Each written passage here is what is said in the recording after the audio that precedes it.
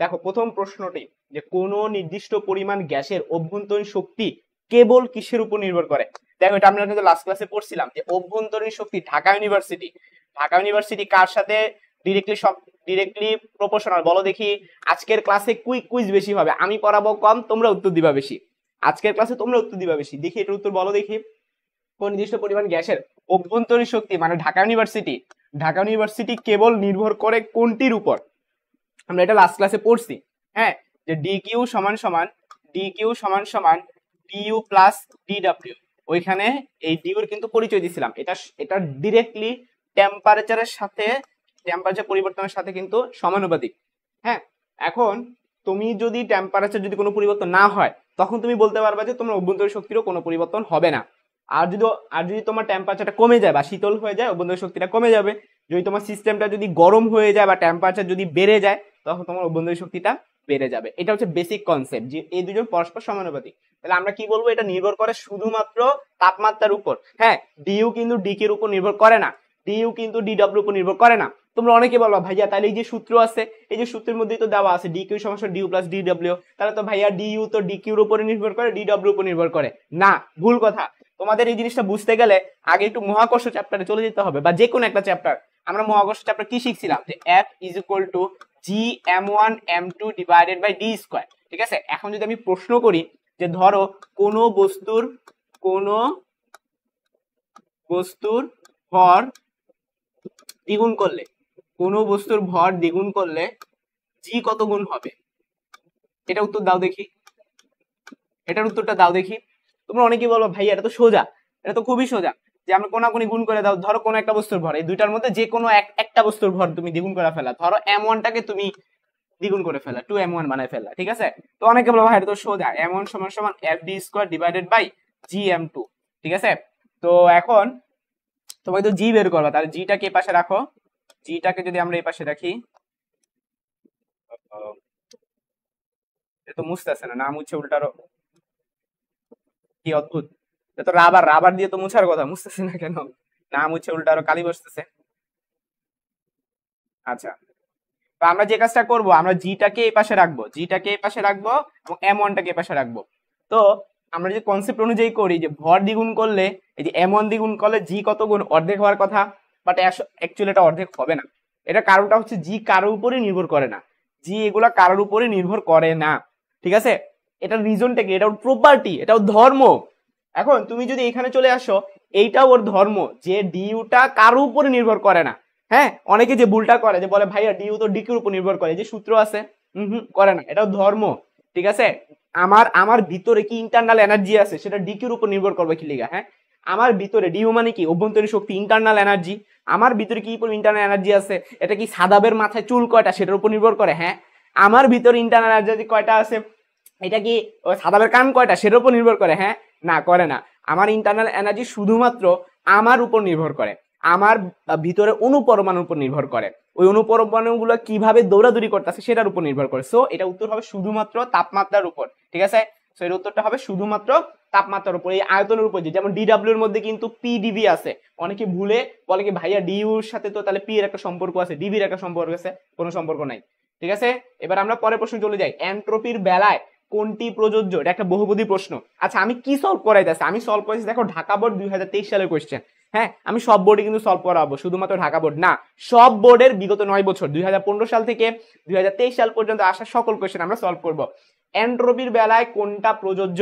দেখো, এন্ট্রপির কিন্তু কোনো পরম মান নাই, মানে একটা ফিক্সড, একবারে ফিক্সড কিন্তু কোনো ভ্যালু নাই, এক একটার জন্য এক এক রকম হয়।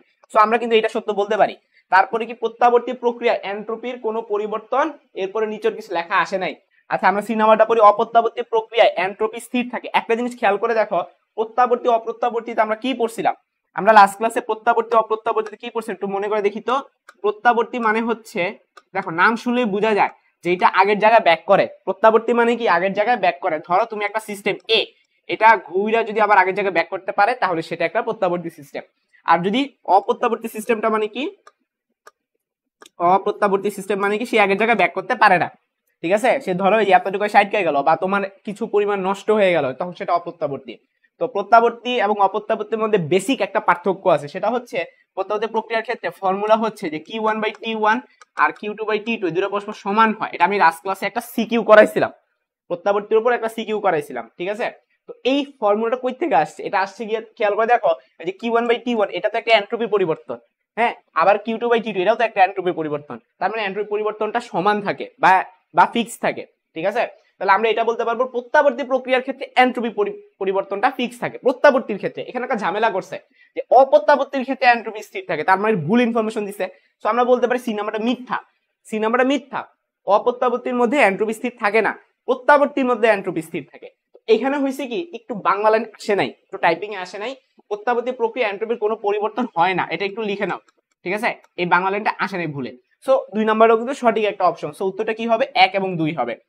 তো আশা করি তোমরা উত্তরটা পেয়ে গেছো। তোমরা কমেন্ট উত্তর দিতে থাকো, সমস্যা নেই, ঠিক আছে। আমি একটু পর চেক করবো তোমাদের কার কতটুকু হচ্ছে। এরপরে প্রশ্ন, একটি কার্নো ইঞ্জিন গৃহীত তাপের 1/4 অংশ, এখানে একটু মিসিং 1/4 অংশ, ঠিক আছে। একটি কার্নো ইঞ্জিন গৃহীত তাপের 1/4 অংশ কাজে পরিণত করে। শব্দটার অর্থটা বোঝার চেষ্টা করো। দেখো, কাজে রূপান্তরিত করে, তার মানে আমাদের বাম পাশে হবে কাজ, ঠিক আছে।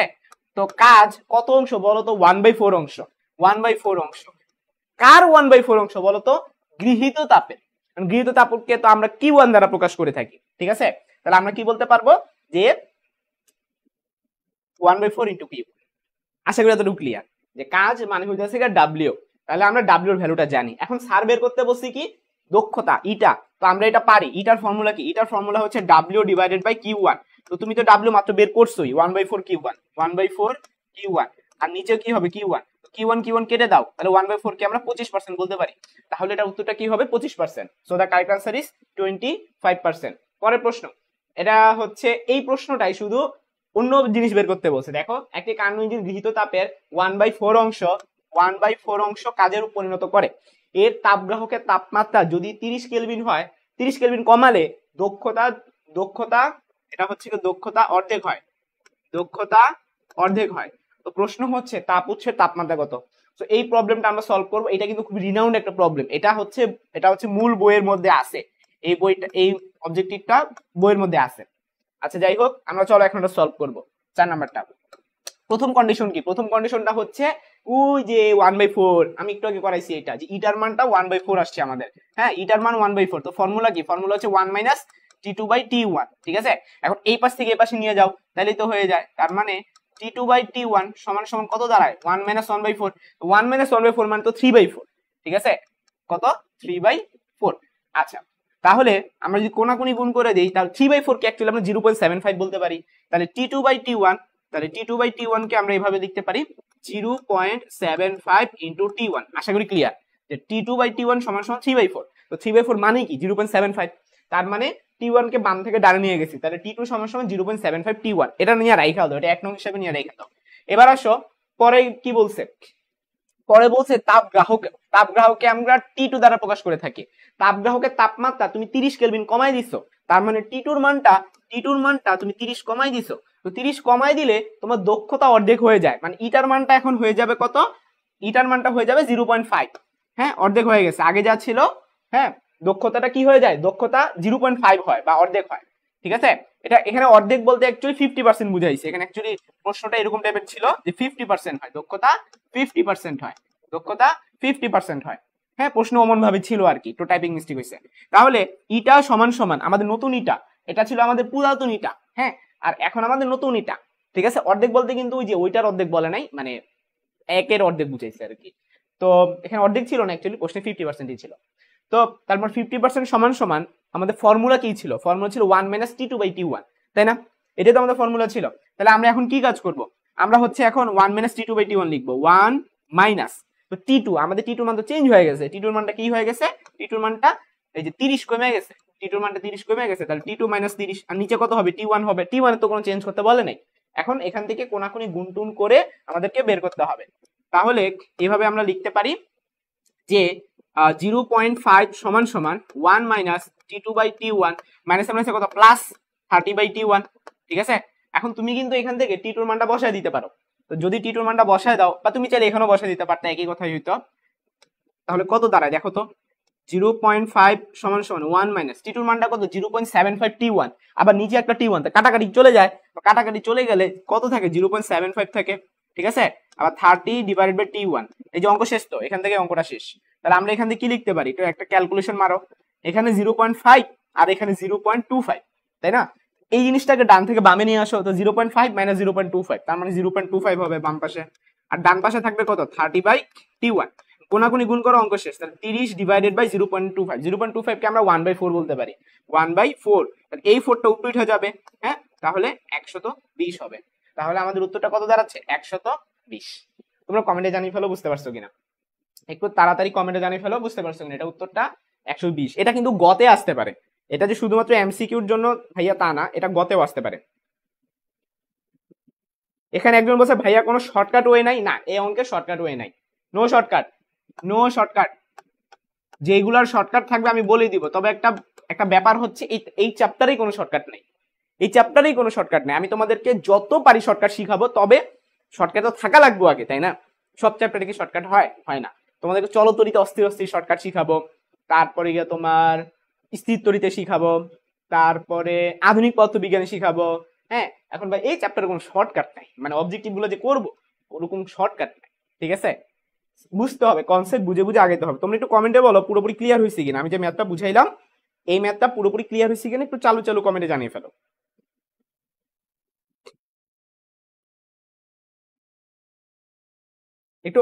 একটু তাড়াতাড়ি কমেন্টে জানিয়ে ফেলো পুরোপুরি ক্লিয়ার হয়েছে কিনা।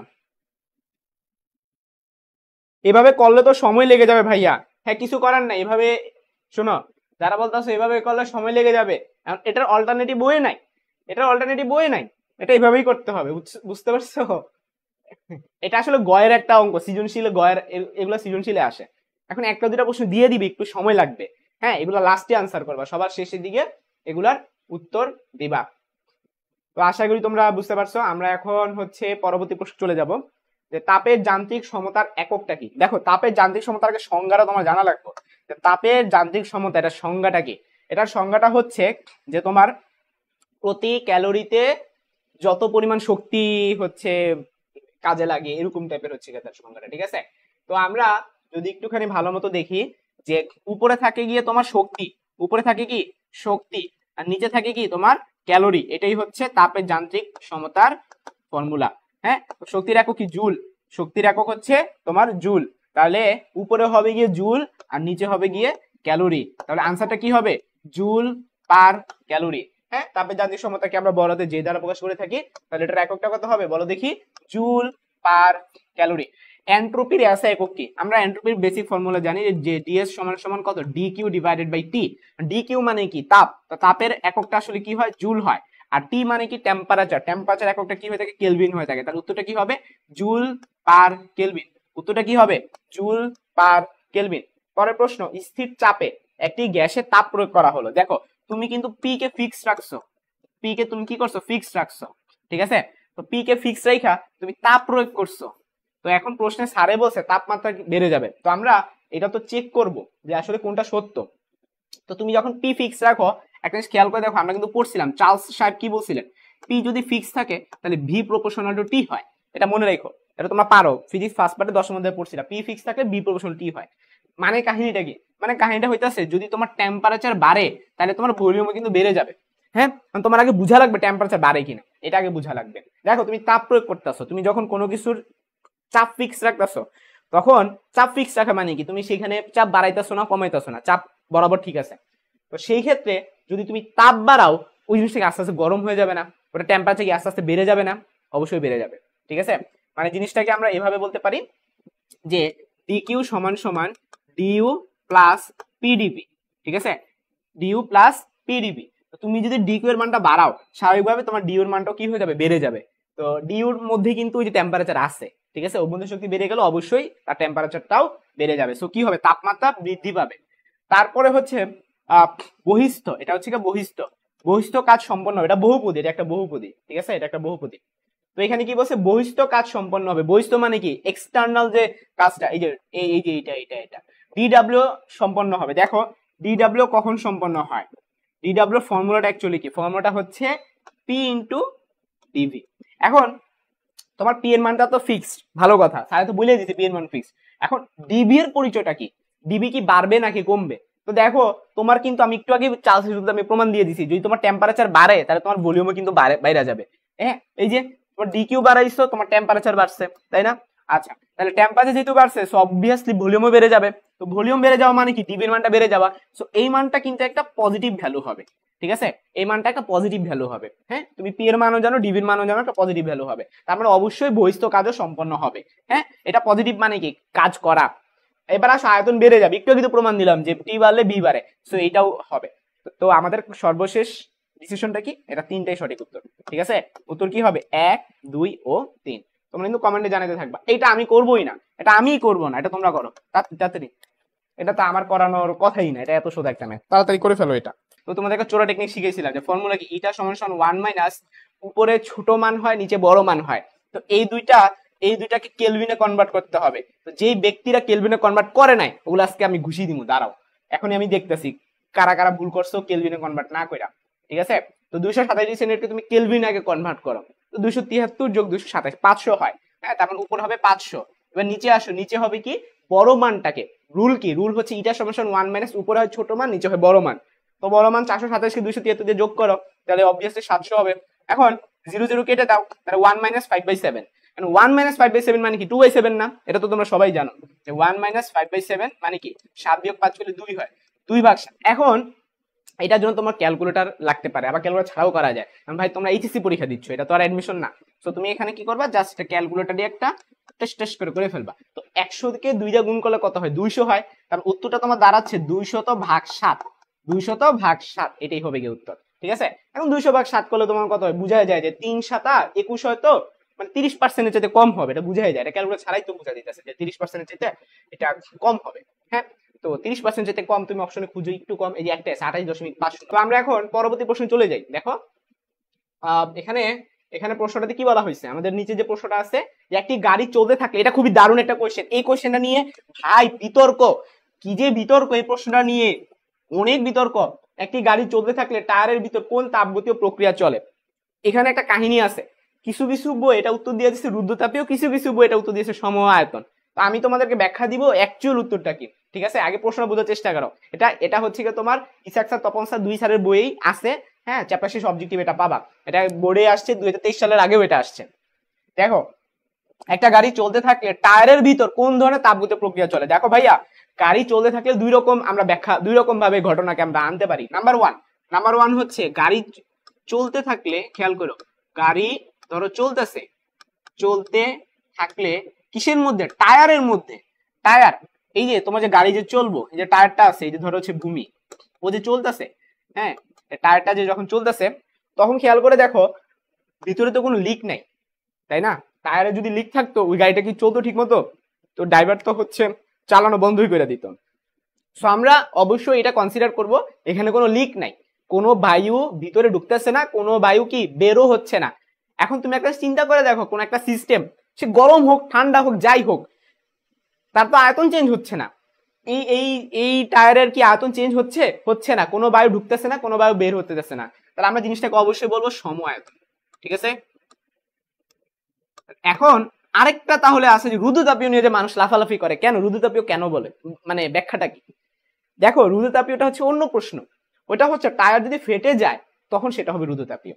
টায়ার যদি ফেটে যায় তাহলে 2 নম্বর কেসটা কি হবে, একটা কেস নাম্বার 1 আর একটা কেস নাম্বার 2, এই দুইটার মধ্যে গোলাবা না ভাই, এটা মেডিকেলে আসে, প্রশ্ন ফাঁস। তোমাদেরকে আমি একটু প্রশ্ন ফাঁস করে দিই। হ্যাঁ, 2000 MBBS 2025 একটু প্রশ্ন ফাঁস করে দিলাম। ঠিক আছে, এখানে কি হয়েছে যে টায়ার ফেটে গেলে তখন সেটাকে আমরা বলবো রুদ্ধতাপীয়। এখন প্রশ্ন, কেন টায়ার ফেটে গেলে তখন সেটা কি রুদ্ধতাপীয়? এখন প্রশ্ন হচ্ছে ভাইয়া কেন আপনি ওই টায়ারের ওটা সমায়তন বলছেন, এটা কেন রুদ্ধতাপীয় বলছেন? দেখো, ফেটে গেছে তার মানে কি ভিতর থেকে যে বায়ুগুলো আছে সেটা কি আমাদের পরিবেশের সাথে মিশে গেছে। আর কোনো জিনিস ফেটে গেলে সেটা খুব দ্রুত একটা প্রক্রিয়া, খুবই দ্রুত একটা প্রক্রিয়া। মনে রাখবা, রুদ্ধতাপীয় কিন্তু একটা দ্রুত প্রক্রিয়া, ঠিক আছে, আর সমষ্ণ কিন্তু একটা স্লো প্রসেস। তো এখানে টায়ার ফেটে গেলে সেটা খুব তাড়াতাড়ি হয়। হ্যাঁ, তাড়াতাড়ি বায়ুগুলা কি হয়ে যায়, ভিতরের যে বাতাসগুলো সেটা বায়ুর সাথে মিশে যায়, তো তখন সেটাকে আমরা রুদ্ধতাপীয় প্রক্রিয়া বলবো। সো সো এই প্রশ্নে বলছে টায়ারের ভিতর কোনো ফেটে যাওয়ার কথা বলে নাই, সো উত্তরটা কি হবে, সমায়তন হবে। এন্ট্রপির এসআই একক কি, বাচ্চাদের কোশ্চেন, আমরা এটা অলরেডি সলভ করছিলাম যে উপরে ডিকিউ নিচে ডিটি, তার মানে উপরে হবে জুল আর নিচে হবে কি, উপরে হবে জুল নিচে হবে কেলভিন, জুল পার কেলভিন। ঠিক আছে, পরের প্রশ্ন, কোন নির্দিষ্ট পরিমাণ তাপ শক্তি সম্পূর্ণরূপে যান্ত্রিক শক্তি রূপান্তর করার মতো যন্ত্র কি নির্মাণ করা সম্ভব নয়। এই বিবৃতিটা কে প্রদান করছে, দিছে একটা ঝামেলা লাগায়। আমি নিজে যখন ইন্টার স্টুডেন্ট ছিলাম, আমি না ভাই এগুলো মনে রাখতে পারতাম না, যে প্ল্যাঙ্ক সাহেব কি বলছে, কার্নো সাহেব কি বলছে, কেলভিন সাহেব কি বলছে, ক্লসিয়াস সাহেব কি বলছে, এগুলো আমার মনে থাকতো না। তো এখন তোমরা একটা কাজ করবা, এই পুরা সংজ্ঞা পড়ার দরকার নাই, পুরা লাইন থেকে তোমার মন মতো একটা শব্দ চুজ করবা, একটা সিঙ্গেল শব্দ চুজ করবা, শব্দ নট লাইন, অবজেক্টিভ মনে রাখার জন্য। রিটেন এগুলো আসে না, রিটেনে আসবে না যে কানোর বিবৃতিটা লিখো, কেলভিনের বিবৃতি লিখো, এটা সাধারণত আসে না, মানে শিখে রাখাটা সেফ। তো অবজেক্টিভের জন্য একটা চোরা টেকনিক হলো পুরা লাইন মনে না রেখা একটা শব্দ খালি মনে রাখবা, তাইলেই হবে। যেমন কান্ন সাহেব যেটা বলছেন, উনি কিন্তু যন্ত্রের কথা বলছেন। দেখো, কোনো নির্দিষ্ট পরিমাণ তাপ শক্তি সম্পূর্ণরূপে যান্ত্রিক শক্তিতে, অন্য কেউ যান্ত্রিক শক্তি শব্দের উচ্চারণ করে নাই, যন্ত্র শব্দ উচ্চারণ করছে, কিন্তু যান্ত্রিক শক্তি উচ্চারণ করছে কিন্তু শুধুমাত্র আমাদের কান্ন সাহেব। ঠিক আছে, তো এটা উত্তরটা কান্ন হবে। এখন প্ল্যাঙ্ক, কেলভিন, ক্লসিয়াস তো সংজ্ঞা দিছে, আমি তো এগুলো পারি না। তোমরা যে কাজটা করবা, বই থেকে প্ল্যাঙ্কের সংজ্ঞাটা যখন পড়বা, পুরা লাইন পড়া দরকার নাই, একটা শব্দ তোমার মন মতো এমন একটা শব্দ চুজ করবা যেটা বাকিগুলোর মধ্যে নাই। ঠিক আছে, মানে জাস্ট একটা আইডেন্টিফিকেশন, যে তুমি আলাদা করতে পারতেছো। ওকে, পরের প্রশ্ন, গ্যাসের অন্তঃস্থ শক্তির পরিবর্তন কত হবে? দেখো এখানে একটা উদ্দীপক ছিল, উদ্দীপকটা মিসিং। সো উদ্দীপক মিসিং হলে তো আমি অঙ্কটা করতে পারবো না, এখানে উনার উদ্দীপকটা ভুলে দেয় নাই। সিস্টেমে তাপ শক্তি ধীরে ধীরে সরবরাহ করা হলে সিস্টেম করতে সম্পাদক কাজ কত হবে? এটাও মিসিং, এখানে আমাদের উদ্দীপকটা দেওয়া হয় নাই। ঠিক আছে, উদ্দীপকটা আসে নাই। আচ্ছা, পরের প্রশ্নটা, রুদ্ধতাপীয় প্রক্রিয়ার ক্ষেত্রে কোনটি সঠিক? দেখো, আমরা লাস্ট ক্লাসে এটা পড়ছিলাম, রুদ্ধতাপীয় প্রক্রিয়ার বেসিকই পড়ছিলাম যে রুদ্ধতাপীয় বইলা দিলে ডি কিউ এর মানটা শূন্য। ঠিক আছে, এটা রুদ্ধতাপীয় প্রক্রিয়ার ক্ষেত্রে। আর সমষ্ণ প্রক্রিয়ার ক্ষেত্রে ডি ইউ এর মানটা শূন্য, এটা মনে রাখবা। ঠিক আছে, তাহলে ডি কিউ এর মানটা শূন্য কখন হয়? রুদ্ধ তাপীয় বলে দিলে। হ্যাঁ, আর ডি ইউর ঢাকা ইউনিভার্সিটি কখন শূন্য হয়? যখন সমষ্ণ বলে দিবে। তাহলে এই প্রশ্নটার উত্তরটা কি দাঁড়াচ্ছে? এখানে খেয়াল করে দেখো, আমাদের ডি কিউ ইকুয়াল 0 দাঁড়াচ্ছে, আর ডি কিউ ইকুয়াল 0 তো অপশনই নাই, গেলাম বিপদে পড়া। সমস্যা নাই, আমাদের এন্ট্রপিতেও আছে, তো এন্ট্রপি ফর্মুলা কি, ডিএস সমান সমান ডিকিউ বাই টি। তো রুদ্ধতাপীয় প্রক্রিয়াতে তোমার ডিকিউর মান তো 0, তাহলে উপরে 0 নিচে টি কত হবে? 0 হবে। এইটা কিন্তু অপশনে আছে, ডিএস মানে এন্ট্রপি পরিবর্তন। সো উত্তরটা কি হবে? Option A. পরের প্রশ্ন, ফারেনহাইট স্কেলের কোন তাপমাত্রা সেলসিয়াস স্কেলে পাঠে দ্বিগুণ হয়? তো এই ওটা তোমাকে অঙ্ক করতে হবে, এটা তোমাকে অঙ্ক করতে হবে। তো চলো আমরা শুরু করে ফেলি 15 নম্বর অঙ্ক। তো আমরা ফর্মুলা কি জানি, যে C/5 সমান সমান F - 32/9। তো ফারেনহাইট স্কেলের কোন তাপমাত্রা সেলসিয়াস স্কেলের দ্বিগুণ হবে? তার মানে F = 2 × C। ঠিক আছে, আমি যে বলছিলাম এগুলো বোঝার টেকনিকটা কি, যার শেষে র থাকবে তার সাথে সংজ্ঞাটা হয়। দ্বিগুণ বলছে 2 লিখছি, সেলসিয়াস স্কেলের রটা কার সাথে? সেলসিয়াসের সাথে, তাহলে F = 2C। তাহলে F = 2C বসায় দাও, তার মানে C/5 সমান সমান F = কত? 2C, 2C - 32/9। ঠিক আছে, এখন কোনাগুনি গুণ করে দিবা, তাহলে কোনাগুনি গুণ করলে 5 × 2 = 10, 10C - 5 × 10 0 হয় থেকে 1, 15 1 কত? 16। হ্যাঁ, সমান সমান কত? 9C। তারপর এখানে 10C, এখানে 9C, এই পাশ থেকে এই পাশে নিয়ে আসো, তাহলে C সমান সমান 160। তার মানে আমার উত্তরটা আসছে 160। এখন এটা সেলসিয়াসে, খেয়াল করো, স্যারে চাইছে ফারেনহাইট স্কেল, আমি যেটা বের করছি সেটা সেলসিয়াসে। এখানে অনেকে যে কাজটা করে, অনেক উত্তরে 160 দাগায় দিয়ে আসবে, আমি বের করছি সেলসিয়াসে, বাট স্যারে চাইছে ফারেনহাইট স্কেলের কোন তাপমাত্রা। তো তোমাকে এই মানটা এখানে বসায় নিতে হবে। তাহলে কত হবে? 2 × 160, উত্তরটা হবে 320। এখন আমরা একটু প্রশ্নের অপশনের দিকে তাকাই, এই যে অপশনগুলা, এখানে কোনোটাতেই 320 নাই। এখানে প্রশ্নকর্তা যে স্যার হচ্ছে যে বরিশাল বোর্ডে যে স্যারটা প্রশ্ন করছেন, উনি একটু ভুল করছেন, উনি নিজে এতটুকু অঙ্ক করছে, পুরো চিন্তা করে নাই, আরে এটা তো ফারেনহাইট স্কেলের কথা বলছে, উনি অপশনে 160 দিছে, খেয়াল করো। তো অনেক পোলাপাইন দেদার সেটা উত্তর 160 দিয়ে আসছে, এটা উত্তর 160 হবে না। আমি যে 160 বের করছি, এটা কোন স্কেলে? হ্যাঁ, এটা ফারেনহাইটে বের করছি, এটা তো সেলসিয়াসে বের করছি, তাহলে উত্তর কেমনে 160 হয়? প্রশ্নে বলছে ফারেনহাইট স্কেলে। ঠিক আছে, সেটা উত্তরটা হবে 320। এখন 320 তো অপশনে নাই, না থাকলে সেই ক্ষেত্রে এগুলোকে তোমাদেরকে বোনাস মার্ক দেওয়া হয়, সেগুলো না প্যারা খাওয়ার কিছু নাই, এগুলো বোর্ডে বোনাস মার্ক দেওয়া হয় যদি কোনো প্রশ্নের সঠিক উত্তর না থাকে। তুমি দাগাও বা না দাগাও, সেটাকে তোমাকে বোনাস মার্ক হিসেবে দেওয়া হবে। ঠিক আছে? সেটা প্যারা নেওয়ার কিছু নেই, তুমি দাগাও বা না দাগাও তোমাকে বোনাস মার্ক দেওয়া হবে, বোর্ডের সিস্টেমটা এরকম। আচ্ছা, এবার পরবর্তী প্রশ্নে আসো, এন্ট্রপি সম্পর্কে কোনটি সত্য? হ্যাঁ, এন্ট্রপি সম্পর্কে কোনটি বলা যায়? পরম মান নির্ণয় করা যায় না। তারপর কি পরিবর্তন ধনাত্মক হতে পারে, পরিবর্তন ঋণাত্মক হতে পারে। খেয়াল করো, এন্ট্রপি কিন্তু পজিটিভও হয় নেগেটিভ হয়। আমরা লাস্ট ক্লাসে একটা অঙ্ক ছিল, মনে করে দেখো, ওই যে একটা পুরো একটা সাইকেল ছিল, হ্যাঁ, দিয়ে ওখানে বলছিল যে এন্ট্রপি পরিবর্তন শূন্য হয় কিনা। আমি তখন অঙ্কটা কিন্তু বলে দিছিলাম যে তোমার এন্ট্রপি পরিবর্তন ডি এর সমান ডিকিউ বাই টি, এটা দিয়ে তোমরা হচ্ছে এন্ট্রপি পরিবর্তন নির্ণয় করবা। এটা পজিটিভ হতে পারে, নেগেটিভ হতে পারে, ঠিক আছে? তার মানে আমরা দেখতে পাচ্ছি 2, 3 দুইটা কিন্তু সত্য। এবার আসো, পরম মান নির্ণয় করা যায় না, এটাও আমরা শিখছি যে ওর কিন্তু একটা ফিক্স কিন্তু কোনো ভ্যালু থাকে না, ঠিক আছে? ওরে একবারে সবার জন্য যে একটা ফিক্স একটা ভ্যালু সেরকম কিন্তু থাকে না। ওকে, সো পরমাণু কিন্তু নির্ণয় করা যায় না। তাহলে অপশনে কি 1 2 2 3 1 3 1 2 3, তারপর উত্তরটা কি দাঁড়াবে? উত্তরটা দাঁড়াবে হচ্ছে 1 2 3। পরের প্রশ্ন আসো, কার্বন ডাই অক্সাইডের ক্ষেত্রে গামার মানটা কত? এটা মুখস্থ মান। দেখো ভাইয়া, অনেক জায়গায় দেখবা একটু কন্ট্রোভার্সি আছে, এই প্রশ্ন নিয়ে একটু ঝামেলা আছে, এটা অনেকে অনেক ধরনের উত্তর দেওয়ার চেষ্টা করে, আমি ব্যাখ্যা দিই। হ্যাঁ, প্রথম কথা হচ্ছে হিলিয়াম, নিয়ন, এগুলো তোমরা সবাই জানো 1.67। তারপর দ্বিপারমাণবিক যারা আছে অক্সিজেন, নাইট্রোজেন, হ্যাঁ, হাইড্রোজেন, এরা কিন্তু হচ্ছে কত? 1.4। তারপরে হচ্ছে কার্বন ডাইঅক্সাইড, নাইট্রোজেন ডাইঅক্সাইড, এরা কিন্তু 1.33। তবে একটা জিনিস, একটা অবজেকশন উঠছিল যে কার্বন ডাইঅক্সাইডের নাকি 1.4।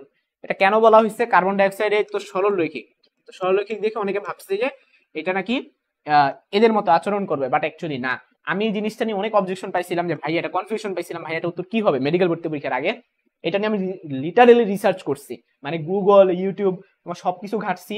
তারপরে হচ্ছে তোমার বাইজু, হ্যাঁ, ইন্ডিয়ান বিভিন্ন বই পড়ছি, সব তো ম্যাক্সিমাম জায়গাগুলোতে ইন্ডিয়ান রাইটারদের মতে এটার উত্তরটা আসলে 1.33, ঠিক আছে? কিছু কিছু জায়গা 1.4 দেওয়া আছে, বাট ম্যাক্সিমাম জায়গায় যদি তুমি বলো, যদি তুমি মেজরিটির কথা চিন্তা করো, এটা 1.33 বলা হয়। এখানে এইসব সরলরেখার কোনো প্রভাব পড়ে না, তো এটা উত্তরটা কিন্তু হবে 1.33, ঠিক আছে? তোমরা রিসেন্টলি তোমরা দেখবা তোমাদের বিভিন্ন কোচিং সেন্টার বা তারা কিন্তু অনেক 1.4 বলবে, বাট একটু যদি ঘাটাঘাটি করো, বিভিন্ন ইন্ডিয়ান রাইটারের বই পড়ো, দেখবা 1.33 আছে। নিচের কোন পদার্থে রোদের উষ্ণতা গুণাঙ্ক ঋণাত্মক? এটা এই চ্যাপ্টারের প্রশ্নই না, এখানে এসে পড়ছে। তো তোমার রোদের উষ্ণতা গুণাঙ্ক আমরা পড়ে ফেলি। দেখো, যারা সেমিকন্ডাক্টর তাদের রোদের উষ্ণতা গুণাঙ্কটা ঋণাত্মক হয়ে থাকে, ঠিক আছে? সেমিকন্ডাক্টর, তো এটা উত্তরটা হবে সেমিকন্ডাক্টর। এখন প্রশ্ন হচ্ছে ভাইয়া এই প্রশ্নগুলোর মধ্যে সেমিকন্ডাক্টর কোনটা? অ্যালুমিনিয়াম কি সেমিকন্ডাক্টর? না, এটা সেমিকন্ডাক্টর না। সেমিকন্ডাক্টর কোন কোন চ্যাপ্টার আছে? হ্যাঁ, ওই যে 10ম চ্যাপ্টার সেকেন্ড পার্টে, যে তোমার হচ্ছে জার্মেনিয়াম, এটা একটা সেমিকন্ডাক্টর। আরে পাই গেছি ফার্স্টে। হ্যাঁ, ম্যাঙ্গানিজ কিন্তু সেমিকন্ডাক্টর না, টংস্টেন কিন্তু সেমিকন্ডাক্টর না, এগুলো হচ্ছে শুধু কন্ডাক্টর, এগুলো সেমিকন্ডাক্টর না। বহু পারমাণবিক গ্যাসের ক্ষেত্রে গামার মানটা মুখস্থ আমরা জানি 1.33। বহু পারমাণবিক গ্যাসের জন্য কত ছিল বলো দেখি? 1.33। নির্ণয় সমষ্ণ প্রক্রিয়ার শর্ত। দেখো, আমরা লাস্ট ক্লাসে কিন্তু পড়ছিলাম সমষ্ণ প্রক্রিয়ার শর্তগুলো, সমষ্ণর শর্তগুলো আমরা লাস্ট ক্লাসে পড়ছি। নাম্বার 1, সমষ্ণ প্রক্রিয়ার ক্ষেত্রে ঢাকা ইউনিভার্সিটির মানটা কত হয়? 0 হয়। তো ঢাকা ইউনিভার্সিটির মান 0 মানে কি? তোমাকে তাপমাত্রার পরিচয়টা দিয়ে দিছে, তাপমাত্রা স্থির থাকে। ঢাকা ইউনিভার্সিটির মান 0 মানে কি? তাপমাত্রার মানটা স্থির থাকে। 2 নম্বর জিনিসটা হচ্ছে তোমার ডিকিউর কিন্তু একটা ভ্যালু থাকে, তারপরে ডিকিউ নট ইকুয়াল টু 0। খেয়াল করো, সমষ্ণ প্রক্রিয়ার ক্ষেত্রে ডিকিউর অবশ্যই একটা মান থাকবে, নট ইকুয়াল টু 0 মানে কি? মান থাকবে। তো এখন মান যদি না থাকে তাহলে কিন্তু সেটা সমষ্ণ হবে না, সেটা রুদ্ধতাপীয় হয়ে যাবে, ঠিক আছে? সো অবশ্যই হয় তোমার তাপ কি করতে হবে? দিতে হবে অথবা নিতে হবে। এটা আমরা পড়ছিলাম যে ডিকিউ পজিটিভ হতে পারে, নেগেটিভ হতে পারে। তার মানে হয় তোমাকে তাপ অপসারণ করতে হবে, না তো সরবরাহ করতে হবে। এটা মিনিংটা কি? তাপ যদি তুমি সরবরাহ করো তাহলে ডিকিউর একটা মান থাকবে পজিটিভ, যদি তুমি তাপ সরায় ফেলো ডিকিউর মান চলে যাবে, নেগেটিভ হয়ে যাবে। সো ব্যাপারটা দাঁড়াচ্ছে কি, হয় অপসারণ করবা নয়তো সরবরাহ করবা, আর বাকি সবগুলোতে ভুল অপশন দিয়ে দিছে। রুদ্ধতাপীয় প্রক্রিয়ায় একটি দ্বিপরমাণু গ্যাসের চাপ তুমি 5% বৃদ্ধি করলে গ্যাসের আয়তন শতকরা কত কমবে? প্রশ্নটা বোঝার চেষ্টা করো। রুদ্ধতাপীয় প্রক্রিয়ায় একটি দ্বিপরমাণু গ্যাসের চাপ 5% বৃদ্ধি করলে, দেখো 5% বৃদ্ধি এই শব্দটার একটা মিনিং আছে। 5% করা এক জিনিস আর 5% বৃদ্ধি করা এক জিনিস। ধরো তোমার কাছে হচ্ছে 400 টাকা আছে, ঠিক আছে? তো তোমার বাবা কি করলো? যে 5% বৃদ্ধি করে দিল। এখন যদি আমি কোশ্চেন করি তোমার কাছে কত টাকা আছে, তখন তুমি কেমনে করবা? 400 যোগ আগে যা টাকা ছিল সেটার 5%, ঠিক আছে? তার মানে 400 যোগ 400 গুণন 5/100, কাটাকাটি করলে 4 4 5 20, তোমার কাছে এখন 420 টাকা আছে। সো এইভাবে ক্যালকুলেশন গুলো করতে হয়। কোনো কিছু বৃদ্ধি বা এত পার্সেন্ট বললে কিন্তু অ্যাকচুয়ালি যোগ করে করে আগাইতে হয়। তাহলে এটাও চলো আমরা করে ফেলি। তো আমি ধরি আদি চাপ, আমি ধরি, এটা এমনি বোঝানোর জন্য এসব বাংলা লিখতেছে, পরীক্ষা হলে কি তোমরা লিখবা ধরি আদি চাপ P1, এটা বোঝানোর জন্য আমি সব বাংলা লিখতেছি। তো আদি চাপ যদি P1 হয় তাহলে পরবর্তী চাপ কত হবে বলো দেখি। পরবর্তী চাপ ওনার তো বলেই দিছে যে তুমি 5% বৃদ্ধি করো, তার মানে আদি চাপ P1, হ্যাঁ, তাহলে 5% ইন্টু P1, এটাই তো। তাহলে কত হবে P1 প্লাস 0.05 P1, তাহলে আলটিমেটলি কত, আমি আগে বেসিক শিখাচ্ছি ভাই, শর্টকাট শিখাবো সমস্যা নাই। 1.05 P1, তার মানে আদি চাপ যদি P1 হয় পরবর্তী চাপ কত হবে 1.05 P1, এটা শর্টকাট আছে, আমি দেখাবো সমস্যা নেই। আচ্ছা, এখন তোমাকে স্যার কি বের করতে বলছে, বলছে গ্যাসের আয়তন শতকরা কত কমবে। আমরা তো এটা জানি যে চাপ বাড়ালে আয়তন কমে। এখন কথা হলো ভাই এটা একটা রুদ্ধতাপীয় প্রক্রিয়া, এটা ঝামেলা করে দিল, রুদ্ধতাপীয় প্রক্রিয়া গামা থাকে, গামা থাকলে ঝামেলা। তো দ্বিপরমাণু গ্যাস, এখানে দ্বিপরমাণু গ্যাস, দ্বিপরমাণু গ্যাস মানে কি, আমাদের গামার মানটা কিন্তু 1.4, এটা দিয়ে দিয়েছে গামার মানটা 1.4। এখন তোমাকে স্যারে বের করতে বলছে কি আয়তনের শতকরা পরিবর্তন, এটা একটা দারুণ কোশ্চেন, এটা একটা জোশ ম্যাথ, মানে তোমাকে একটু নাড়াচাড়া দিবে আর কি। তো আমরা ফর্মুলা কি জানি বলো দেখি, ফর্মুলা হচ্ছে P1 V1 to the power gamma is equal to P2 V2 to the power gamma. Sir বের করতে বলছে আয়তনের শতকরা কত কমবে, ঠিক আছে, আয়তনের কথা বলতেছে। তাহলে জিনিসটাকে আমরা এইভাবে বলতে পারি যে তোমার এই ভি এর পার্ট গুলা একসাথে থাকবে, ঠিক আছে, এই পাশ থেকে তুমি ওই পাশে নিয়ে যাবা, এই পাশ থেকে পাশে নিয়ে গেলে কত হয় P1 বাই P2 সমান সমান, তোমরা অনেকে ভাবতে পারো এত বড় অঙ্ক কেন, শর্টকাট শিখামু রে ভাই, আগে বেসিক শিখো। হ্যাঁ, বাইরেটা ধরো রিটেনে আসছে তখন কেমনে করবা, তখন শর্টকাটে করবা না, তখন কি হবে V2 by V1 whole to the power gamma. Okay, আচ্ছা, তো স্যারে বলছে কি তোমার V2 বাই V1 বের করতে, তাই না, তাহলে এই গামাটাকে এই পাশ থেকে এই পাশে পাঠিয়ে দিতে হবে। তো পাওয়ার এক পাশ থেকে আরেক পাশে পাঠানো যায়, তবে সেক্ষেত্রে কি হয়, তুমি যদি এই পাশ থেকে পাশে পাঠাও সেটা নিচে ভাগাকারে চলে যায়, পাওয়ারের মধ্যে ভাগাকারে চলে যায়। সো V2 বাই V1 সমান সমান কত হবে, এই গামাকে যদি এই পাশ থেকে ওই পাশে নেই তখন কি হবে P1 by P2 whole to the power 1 by gamma হয়ে যাবে। মানে গামাকে কিন্তু আমি ডান থেকে বামে নিছি, আসলে আমি ডান থেকে বামে নিছি, তখন সেটা 1 বাই গামা হয়ে গেছে। এখন তুমি ডাটাগুলো বসায় দিবা, এটা ক্যালকুলেটর ছাড়া করতে পারবা না। তো যদি আমি ডাটাগুলো বসাই দিই, P1 কে P1 রাখলাম, আর P2 যেটা P2 এর মানটা কত দেখো তো, P2 এর মানটা হচ্ছে 1.05 P1, P2 এর মানটা কত 1.05 P1, P2 এর মানটা কত 1.05 P1। এরপর উপরে কি করবা 1 বাই গামা বসাই দিবা, ঠিক আছে, 1 বাই গামা, তাহলে P1 P1 কাটাকাটি, তাহলে উত্তরটা কি দাঁড়াইলো 1 by 0.1 by 1.05 whole to the power 1 by গামার মানটা কত, গামার মানটা ছিল 1.4, 96.57%। দেখো 96.57% আসছে আমার। এটা আমার কি বেরিয়েছে একটু ভালো মতো ভাবো তো, V2 ভাগ V1 বেরিয়েছে, এটা কিন্তু উত্তর না, এটা হচ্ছে কি যে তোমার পরবর্তী আয়তন পূর্ববর্তী আয়তনের কত গুণ, এটা বেরিয়েছে। এখন স্যারে চাইছে একটু ভালো মতো পড়ো, স্যারে চাইছে যে কত আয়তন কমবে, মানে V2 মাইনাস V1 চাইছে স্যারে, কত আয়তন কমবে, হ্যাঁ কম V1 মাইনাস V2 চাইছে স্যারে, কি চাইছে কত আয়তন কমবে, আগে আগে তো আয়তন বেশি ছিল তাই না, আগে আয়তন বেশি ছিল পরে আয়তন কম। এখন তুমি বলতে পারো ভাই কেমনে বুঝলে, খুবই সিম্পল, তুমি চাপ বাড়াইতেছো তাহলে তোমার আয়তন অবশ্যই কমবে, তারপর V1 টা বড়, তাহলে স্যারে V1 মাইনাস V2 বের করতে বলছে, ঠিক আছে, তাহলে V1 মাইনাস V2 কেমনে বের করবা, এই যে এটাকে কোনাগুনি গুণ দাও, V2 সমান সমান 96.57% V1, এটাকে এখানে বসাই দাও 96.57% V1, V1 যদি আমরা কমন নেই 1 মাইনাস 96.57%, হ্যাঁ এটা একটু পার্সেন্টেজ তো সেটা 100 হয়ে যাবে আর কি, 100 থেকে 96.57% বিয়োগ করো 3.43 হবে, উত্তরটা হবে 3.43%, ঠিক আছে। সো উত্তরটা তোমার তাহলে কি দাঁড়াচ্ছে 3.43%, ঠিক আছে, তাহলে উত্তরটা হবে 3.43%, এই যে অপশনে আছে, এই অপশন বি আছে। এবার এত কাহিনী না করে চলো শর্টকাটে করে ফেলি, সুপার শর্টকাট সুপার, দেখো কমবে বলে দিছে, মনে রাখবা কমবে বলে দিলে অবশ্যই 100% থেকে বিয়োগ করতে হয়, ঠিক আছে। তো এখন সুপার শর্টকাটটা হচ্ছে এরকম যে 100% মাইনাস মাইনাস, তুমি কি করবা দেখো শর্টকাট আমি এখান থেকে নিয়ে আসবো, এত কিছু মুখস্থ রাখার দরকার নেই, শর্টকাটে এখান থেকে আসবে। যে দেখো উপরে আমাদের কি ছিল 1 ছিল, তো সুপার শর্টকাট উপরে 1ই থাকবে অলওয়েজ, নিচে 1.05, এটা কোথা থেকে আসছে বুঝাই দিতেছে, উপরে থাকবে 1, নিচে কি থাকবে, নিচে হচ্ছে এই যে এখানে যত পার্সেন্ট লেখা থাকবে না, তো 1 এর পরে তত হবে আর কি, যেমন হচ্ছে 5% থাকার কারণে 1.05%, এখন যদি এটা 6% হইতো 1.06 হইতো, যদি এটা 7% হইতো 1.07 হইতো, যদি এটা 30% হইতো তাহলে 1.30 হইতো, ক্লিয়ার। মানে সহজ বাংলা ভাষা কি, তোমাকে পার্সেন্টেজটাকে আগে দশমিকে কনভার্ট করতে হবে। হ্যাঁ, 5% কে দশমিক কনভার্ট করলে তোমার কত হয়, 0 মানে 0.05 হয়। ওই 0.05 একের পরে বসাই দিবে, এটা চোরা টেকনিক। তারপর উপরে কি করবা, উপরে হচ্ছে 1 ভাগ গামা বসাই দিবা, গামার মানটা কত 1.4। এই হচ্ছে তোমার সুপার শর্টকাট। তুমি এটা মনে রাখতে পারলে ভালো, না মনে রাখতে পারলে আর কি করা। ঠিক আছে, তো এই হচ্ছে আমাদের সুপার শর্টকাট। এখনো মনে মনে না রাখার সম্ভাবনাটাই বেশি, আমি নিজেও তো এটা মনে রাখতে পারবো না।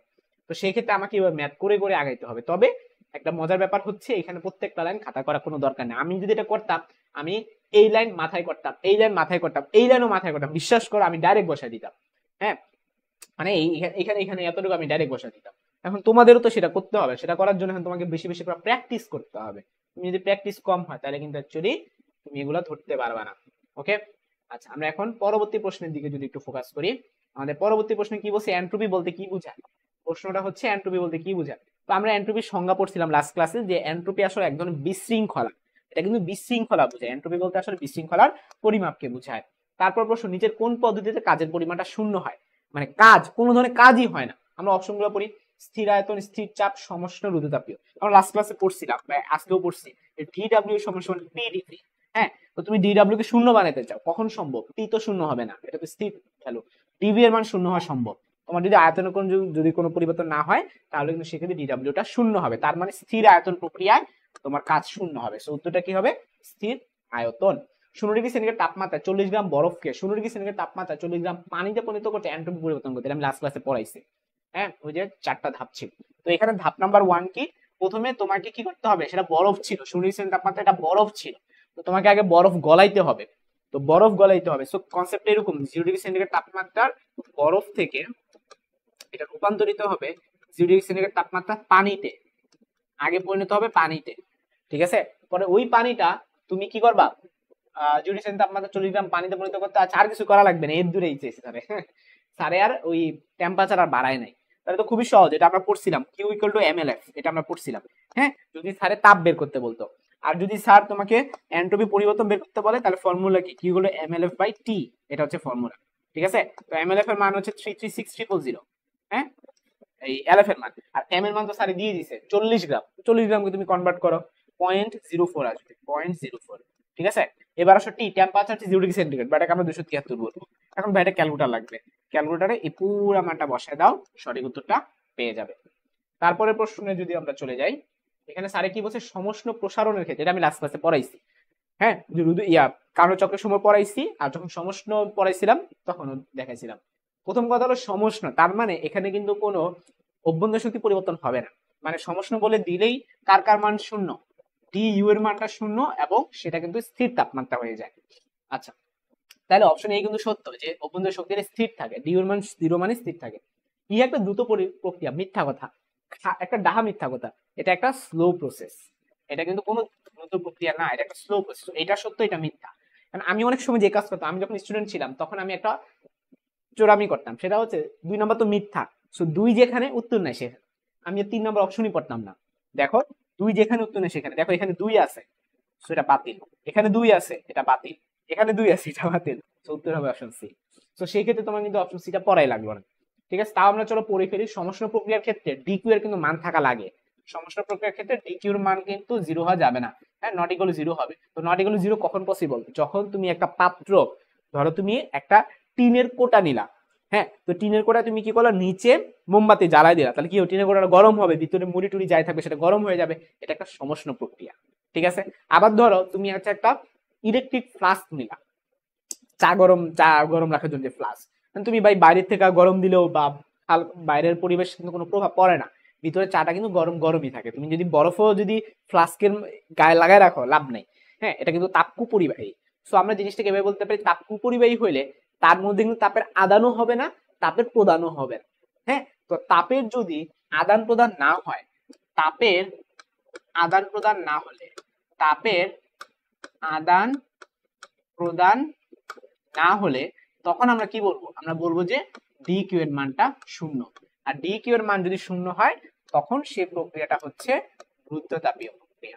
তখন সে প্রক্রিয়াটা কি প্রক্রিয়া হয়ে যাবে বলো তো ভাইয়া, তখন সে প্রক্রিয়াটা হয়ে যাবে রুদ্ধতাপীয় প্রক্রিয়া।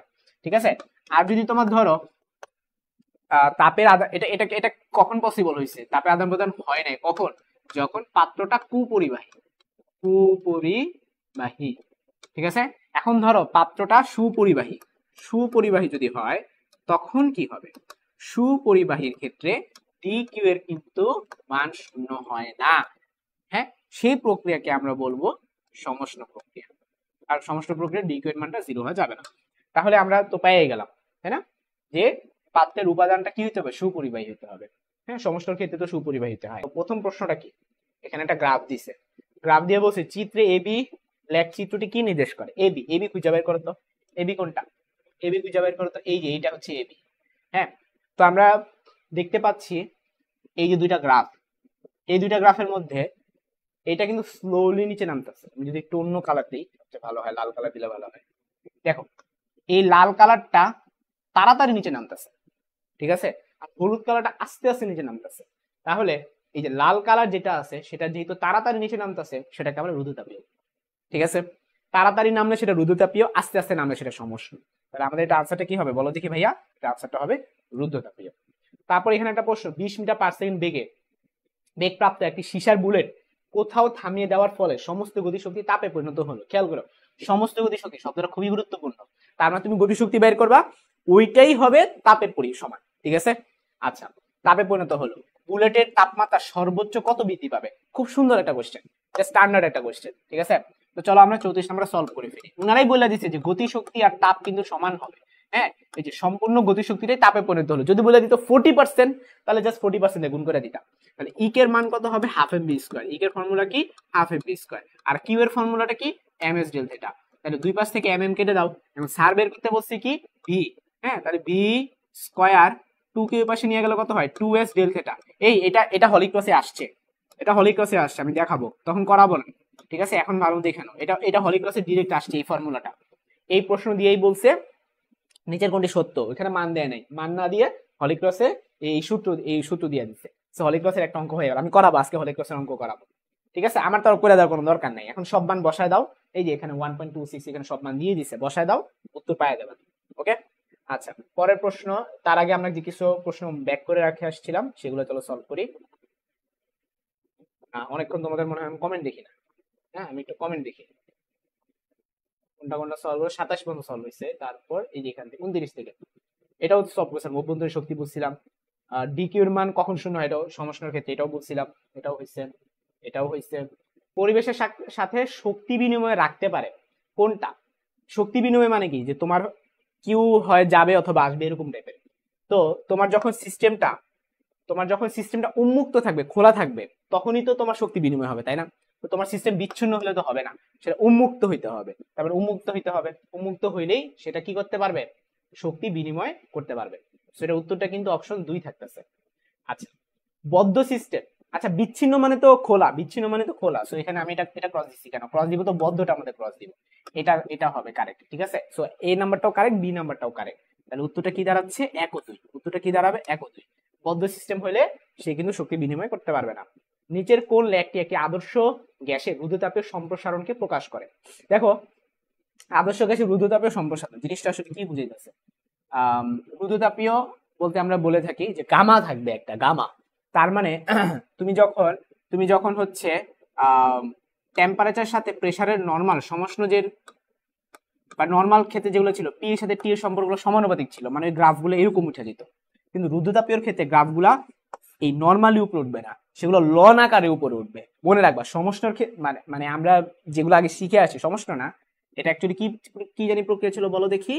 সম বি যদি ফিক্স থাকে সেটাকে আমরা কি জানি বলতাম? চাপের সূত্র, চাপের সূত্র বলতাম, ঠিক আছে। তো চাপের সূত্রে এখানে পি থাকতো, এখানে টি থাকতো, কোনো লন থাকতো না। কিন্তু যদি রুদ্ধতাপীয় বলে দেয় তখন কি হবে? লন হবে, এখানে একটা লন টি হবে, এখানে একটা লন পি হবে, দ্যাটস ইট, ঠিক আছে।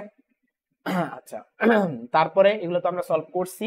নেক্সটে চলে যাই হলো এই যে রুদ্ধতাপীয় প্রক্রিয়ায় ক্ষেত্রে পিভি লেখচিত্রের ছেদ বিন্দুতে ঢাল দয়ের অনুপাত কত? এই যে দেখো, আমরা দুইটা গ্রাফ আঁকি, এইটা একটা, এইটা একটা। হ্যাঁ, তো আমরা জানি যেটা খুব তাড়াতাড়ি নিচে নামে সেটা কিন্তু রুদ্ধতাপীয়, এটা একটু রুদ্ধতাপীয়, আর এটা কি সমষ্ণ। এখন এই যে ঠিক এই যে পয়েন্টটা, এই পয়েন্টটা যে নামতাছে এটা আসলে কার উপর ডিপেন্ড করে? গামার মানের উপর ডিপেন্ড করে। যার গামার মান বেশি তার সে কি হবে? তাড়াতাড়ি নিচে নামবে। তাহলে এই দুটার মধ্যে ওর গামার মানটা বেশি, সো আমরা এটা বলতে পারি যে সেটা গামার উপর ডিপেন্ড করে। সো অনুপাতটা আসলে গামা, অনুপাতটা আসলে কি গামা। ঠিক আছে। আচ্ছা, নিচের কোন প্রক্রিয়ার ক্ষেত্রে DQ is equal two DW হয়? এটা ইজ ইকুয়াল টু হয়, এটা আমরা পড়ছি যে যেটা সমষ্ণ প্রক্রিয়া, সেই সমষ্ণ প্রক্রিয়া কিন্তু অভ্যন্তরীণ শক্তি পরিবর্তন হয় না, ডিউ এর মানটা শূন্য হয়। ডিউ এর মান শূন্য হলে ডিকিউ আর ডিডব্লিউ কিন্তু সমান হয়ে যায়। সো এটা উত্তরটা হবে সমষ্ণ প্রক্রিয়া। পরের প্রশ্ন, উন্মুক্ত সিস্টেম মানে কি? তোমার কিউর আদান প্রদান হবে, ডিকিউ এর মান পজিটিভ নেগেটিভ হতে পারে। তো বলছে উন্মুক্ত সিস্টেম ও পরিবেশের মধ্যে আদান প্রদান হয় কোনটি? যে তোমার ভিতর থেকে কিছু পরিমাণ ভর বাইরে চলে যেতে পারে, কিছু গ্যাস বাইরে চলে গেল, তো কিছু গ্যাস যখন বাইরে চলে যাবে সে এনার্জি নিয়ে বাইরে চলে যাবে। তো এখানে ভর এবং শক্তি দুইটারই কিন্তু কি হয়, আদান প্রদান হয়। তাহলে উত্তরটা কি হবে, ভর এবং শক্তি। উত্তরটা কি হবে, ভর এবং শক্তি। দ্রুততাপীয় প্রক্রিয়া কোন ভৌত রাশিটি স্থির থাকে? দ্রুততাপীয় প্রক্রিয়া ডিকিউ এর মান ফিক্সড। দ্রুততাপীয় প্রক্রিয়া কার মান ফিক্সড? ডিকিউ এর মান ফিক্সড। দ্রুততাপীয় প্রক্রিয়া ডিকিউ এর মান ফিক্সড। সো উত্তরটা কি হবে, ডিকিউ এর মান ফিক্সড। সো উত্তর হবে তাপ। তাপ তো অপশনে নাই, তাপ অপশন না থাকলে সমস্যা নেই, আমরা এটাও পড়ছি যে ডিএস সমান সমান ডিকিউ বাই টি। ঠিক আছে। সো ডিকিউ এর মান যদি 0 হয়, ডিএস এর মানও 0 হবে, তখন আমরা বলতে পারবো এন্ট্রপির পরিমাণটা কি হবে, স্থির থাকে। ঠিক আছে। আচ্ছা, অপ্রত্যাবর্তী প্রক্রিয়াটা কি? সে কিন্তু আবার আগের জায়গায় ব্যাক করতে পারে না, সে তাহলে কি প্রক্রিয়া, একমুখী প্রক্রিয়া। আর প্রত্যাবর্তীটা আগে জায়গায় ব্যাক করতে পারে, তাহলে সেটা কি হবে, উভমুখী প্রক্রিয়া। ঠিক আছে। তো অপ্রত্যাবর্তী স্যারে বলছে সেটা একটা একমুখী, এটা কিন্তু সত্য। ঠিক আছে। আচ্ছা, তারপর দেখো এটা একটা স্বতঃস্ফূর্ত প্রক্রিয়া। অপ্রত্যাবর্তীরা মানে একা একা হয়ে থাকে, স্বতঃস্ফূর্ত বলতে কি স্পন্টেনিয়াস বলে থাকে আর কি, তাপগতীয় সাম্যাবস্থা বজায় থাকে। তো আমরা যদি অপশনগুলো দেখি, 1 2 1 3 2 3 1 2 3। আচ্ছা দেখো, অপ্রত্যাবর্তীরা কিন্তু অটোমেটিক হয়, তোমার এত বেশি কিছুই করা লাগবে না। সো এটা একটা স্বতঃস্ফূর্ত প্রক্রিয়া, সেটাও সত্য, আমি একটু যেটা বললাম তাপগতীয় সাম্যাবস্থা বজায় রাখে। দেখো অপ্রত্যাবর্তীরা তো সাম্যাবস্থা বজায় রাখে না, অপ্রত্যাবর্তীরা সাম্যাবস্থা বজায় রাখে না, প্রত্যাবর্তীরা সাম্যাবস্থা বজায় রাখে, যে ঘুরে আসে আবার আগের জায়গায় ব্যাক করে, সেটা সাম্যাবস্থা বজায় রাখে। বাট অপ্রত্যাবর্তীরা সাম্যাবস্থা বজায় রাখে না, সেটা মিথ্যা। উত্তর হবে 1 ও 2। ঠিক আছে। আচ্ছা, পরের প্রশ্ন যদি যাই, তাপগতিবিদ্যা প্রথম ও দ্বিতীয় সূত্রের সমন্বিত রূপটা কি? প্রথম সূত্রটা হচ্ছে ডিকিউ সমান সমান ডিইউ প্লাস পিডিভি। এখন ডিইউ কে আবার কি লেখা যায়, এখানে খেয়াল করে দেখো, আমরা কিন্তু এদিকে অপশনের দিকে তাকাবো, অপশন দিকে যদি তাকাই, ডিডব্লিউ এর পরিচয়টা ওনারা দিচ্ছে যে ডিডব্লিউ, তো এটা আমাদের ডিডব্লিউ ছিল, তাহলে পিডিবি যদি আমরা না লিখে যদি ডিডব্লিউ লিখি, তাইলে দেখি তো এই পাশ থেকে এই পাশে না করা যায় কিনা। ডিডব্লিউ সমান আমাদের আসে ডিকিউ মাইনাস ডিইউটা আসে। তো ডিকিউ, এই যে দেখো ডিকিউ কে আবার টিডিএস লিখছে, এটা তো সত্য। কেমনে সত্য, আমরা তো এটা পড়ছিলাম যে ডিএস সমান সমান ডিকিউ বাই টি, কোনাগুনি গুণ করো, ডিকিউ সমান সমান টিডিএস, ভুল কিছু লেখা নাই, লেখা ফেলি টি ডিএস, ভুল কিছু লেখা নাই। এবার আসো ডিউ এর মতই আছে। সো এইটা এটার সাথে পুরোপুরি মিল লাগেছে। সো অপশন এটা সত্য। এবার আসো ডিউটা আমরা চলো বের করি। তো এখান থেকে যদি ডিউ বের করি, এখান থেকে যদি আমরা ডিউটা বের করি, তো এটাকে ডান থেকে বামে আনো, তাহলে ডিউ সমান সমান কত দাঁড়াচ্ছে, এখান থেকে এখানে ডি কিউ মাইনাস ডিডব্লিউ দাঁড়াচ্ছে। তো ডি কিউ তো পরিচয় মাত্রই দিলাম টিডিএস, ডিকিউর পরিচয়টা কি টিডিএস, আর ডিডব্লিউ এর পরিচয়টা কি পিডিবি, তাই মানে এটাও কিন্তু সত্য। দেখো টিডিএস মাইনাস পিডিবি, এটাও সত্য। এবার ডিডব্লিউ তো আমরা অলরেডি বের করছিলাম। দেখো এই লাইনটা কিন্তু একই কথা, কারণ ডিইউ সমান সমান সিবিডিটি, এটাও লাস্ট ক্লাসে পড়াইছি। ঠিক আছে। সো আমাদের এখানে তিনটাই কিন্তু সত্য হয়ে যাচ্ছে। হ্যাঁ, এটা ম্যাথে পড়াইছিলাম লাস্ট ক্লাসে। সো উত্তর কি হবে, 1 2 এবং 3 তিনটাই সত্য। সমষ্ণ প্রক্রিয়ার ক্ষেত্রে প্রযোজ্য হলো, সমষ্ণ প্রক্রিয়ার ক্ষেত্রে তাপমাত্রা কিন্তু স্থির থাকে, এটা তোমরা জানো। সমষ্ণ প্রক্রিয়ার ক্ষেত্রে ডিইউর মানটা 0 হয়। আচ্ছা, ডিইউর মান যদি 0 হয়, তাহলে ডিকিউর মানটা কত হবে, ডিডব্লিউ হবে, তাই না? এখন ওনারা একটা কি আকাম করছে, একটা মাইনাস দিয়ে দিছে, সো এটা মিথ্যা। হ্যাঁ, এটা সত্য। এই প্রক্রিয়া সিস্টেম এবং পরিবেশের মধ্যে তাপের আদান প্রদান হয়, এটা সত্য। যে বলছে সমষ্ণ প্রক্রিয়া কিছু পরিমাণ তাপ হয়, বাইরে যাবে না তো আসবে। ঠিক আছে। সো উত্তর কিন্তু এ এবং সি দুইটাই হবে। ঠিক আছে। পরের প্রশ্ন, কার্নোট চক্রের দ্বিতীয় ধাপে কি হয়? খুবই সহজ, কার্নোট চক্র আমরা কোপায় পড়ছি লাস্ট ক্লাসে। ঠিক আছে। দ্বিতীয় ধাপে এখানে প্রেসার, এখানে হচ্ছে ভলিউম, এটা দ্বিতীয় ধাপ, এখান থেকে এখানে যাবে। সো ভলিউম কিন্তু বাড়তেছে। হ্যাঁ, এটা আমাদের স্টার্টিং পয়েন্ট, এটা ফিনিশিং পয়েন্ট। সো ভলিউম কিন্তু বাড়তেছে, তো ভলিউম কিন্তু বাড়তেছে। তো ভলিউম এখানে লিখছে হ্রাস পাচ্ছে, মিথ্যা কথা, এটা ভুল। ভলিউম দ্বিতীয় ধাপে ভলিউম বাড়ে, আর প্রেসার কিন্তু কমে। তো প্রেসার কিন্তু কমে, সো চাপ হ্রাস পায়, এটা সত্য। এবার আসি তাপমাত্রা নিয়ে। তাপমাত্রা আমি শিখেছি লাস্ট, যারা লাস্ট ক্লাস করো নাই তারা কিন্তু আজকে বুঝতে সমস্যা হবে। হ্যাঁ, দেখো এটা হচ্ছে টেম্পারেচারের যে গ্রাফটা ছিল, এটা প্রথম ধাপ, এটা দ্বিতীয় ধাপ। দ্বিতীয় ধাপে খেয়াল করো টেম্পারেচার হ্রাস পাইছে, তো তাপমাত্রা হ্রাস পাইছে। সো উত্তর কিন্তু 1 আর 2 কিন্তু সঠিক উত্তর দাঁড়াচ্ছে। পরের প্রশ্ন যদি চলে যায়, একটি কার্নো ইঞ্জিন বাষ্পবিন্দু বরফ বিন্দুতে কাজ করলে দক্ষতা কত? বাষ্পবিন্দুকে আমরা 100 ডিগ্রি সেন্টিগ্রেড বলে থাকি, আর বরফ বিন্দুকে আমরা 0 ডিগ্রি সেন্টিগ্রেড বলে থাকি। এটা সমান আমরা জানি 1 - T2/T1। তো T2 মানে কি ছোট মান, তো এখানে 0 যে বসাবা ধরা যাবতীয় কাজগুলো দিয়ে দিব। এটাকে কেলভিনে নিয়ে নিবা 273 হবে, আর এটাকে কেলভিনে নিয়ে নিবা 373 হবে।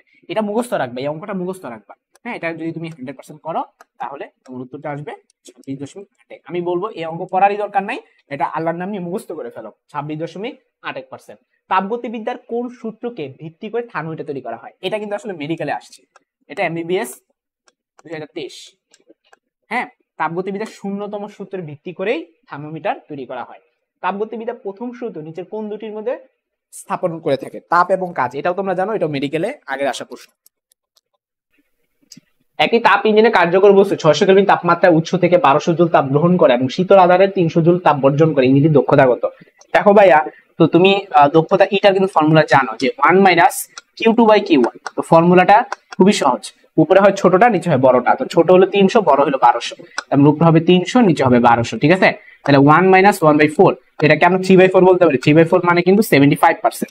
সো উত্তর হবে 75%। এন্ট্রপি সবচেয়ে কম থাকে কোন অবস্থায়? দেখো, এন্ট্রপি সবচেয়ে বেশি থাকবে, মনে রাখবা, প্লাজমা। সবচেয়ে বেশি থাকে প্লাজমায়।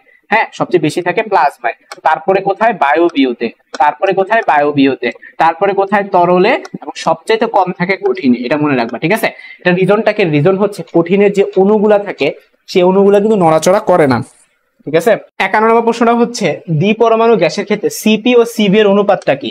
দেখো, CP/CB, এটাকে আমরা গামা দ্বারা প্রকাশ করছিলাম।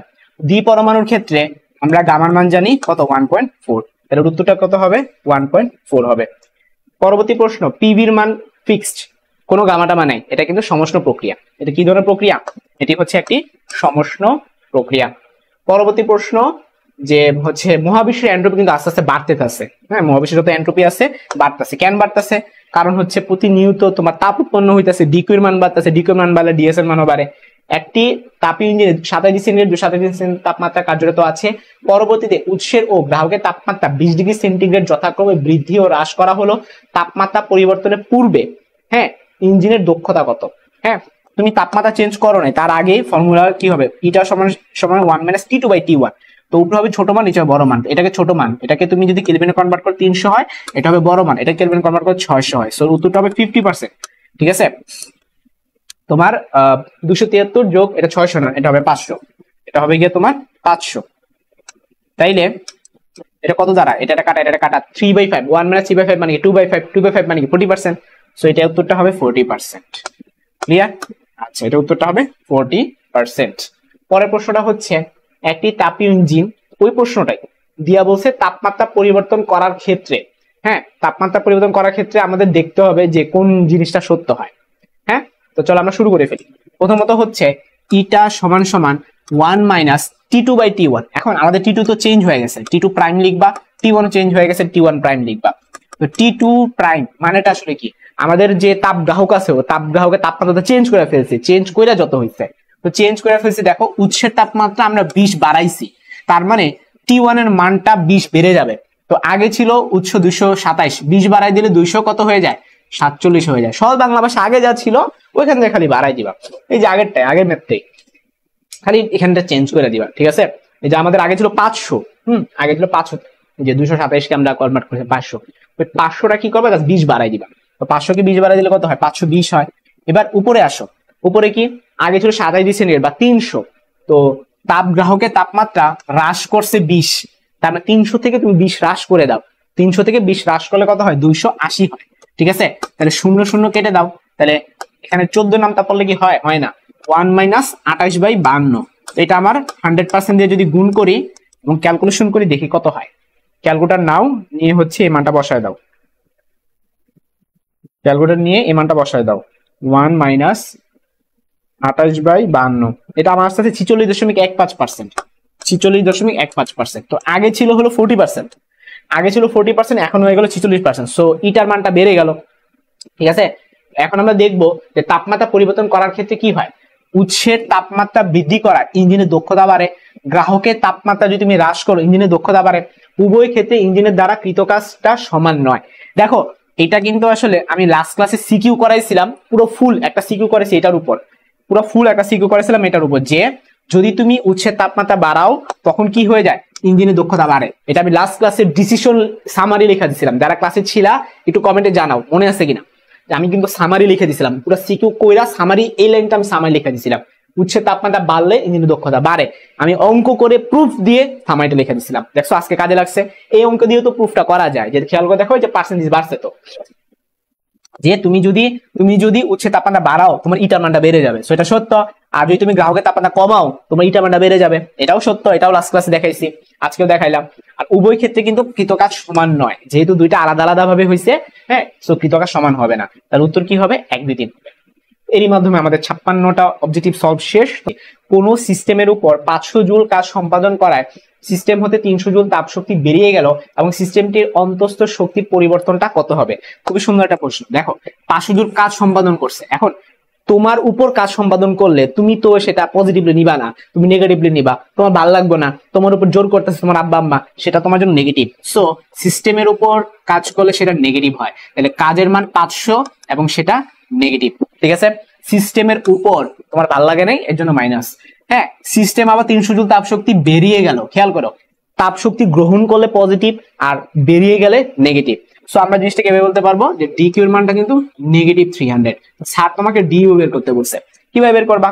ফর্মুলা কি? আমরা জানি ডি কিউ সমান সমান ডিইউ প্লাস ডিডব্লিউ। হ্যাঁ, তুমি ডিইউ বের করবা, তো কিভাবে বের করবা? ডিইউ সমান সমান ডি কিউ মাইনাস ডিডব্লিউ। হ্যাঁ, তো ডি কিউ এর মানটা কত? ডি কিউ এর মান হচ্ছে -300, তাহলে বসাই দাও -300।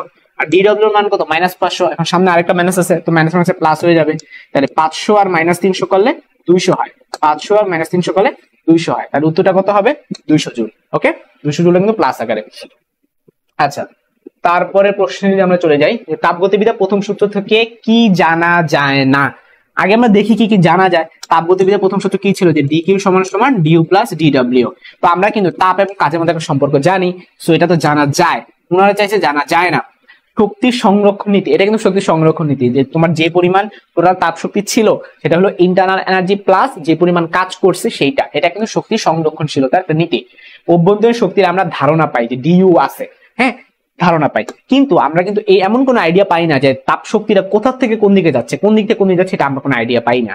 সো উত্তরটা কি হবে? তাপ প্রবাহের অভিমুখ সম্পর্কে আমরা কোনো আইডিয়া পাই না। কোন গ্যাসের জন্য রুদ্ধতাপীয় ল্যাগটা কি হয়? বেশি খাড়া হয়। বলো তো কার জন্য বেশি খাড়া?